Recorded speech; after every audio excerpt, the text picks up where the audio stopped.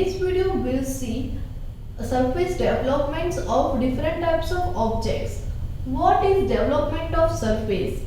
When the surface of solid are laid out on a single plane, the figure that is known as surface development. This development represents the actual shape of all participation surfaces in that object. The surface when bent or folded at the edge from the solid. The knowledge of surface development is very essential for many industries. Let's understand the development surface with one example. A pictorial view of regular cube closed at both ends.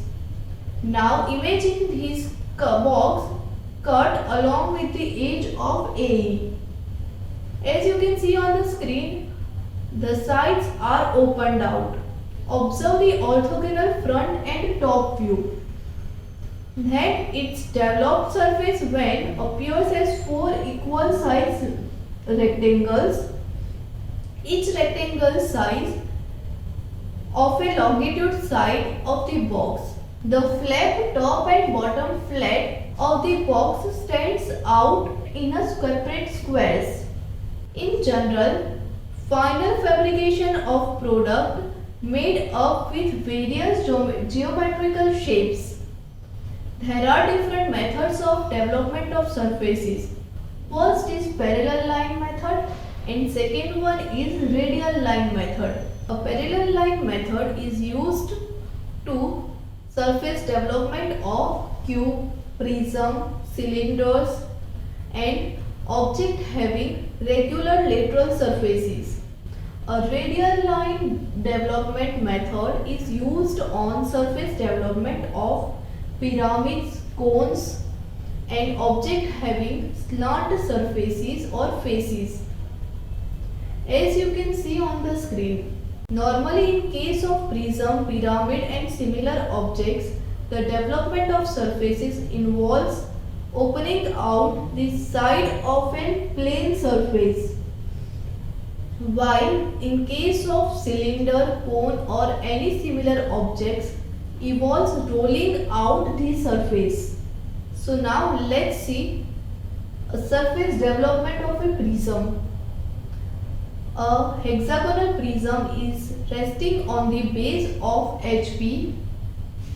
One of its side is parallel to VP.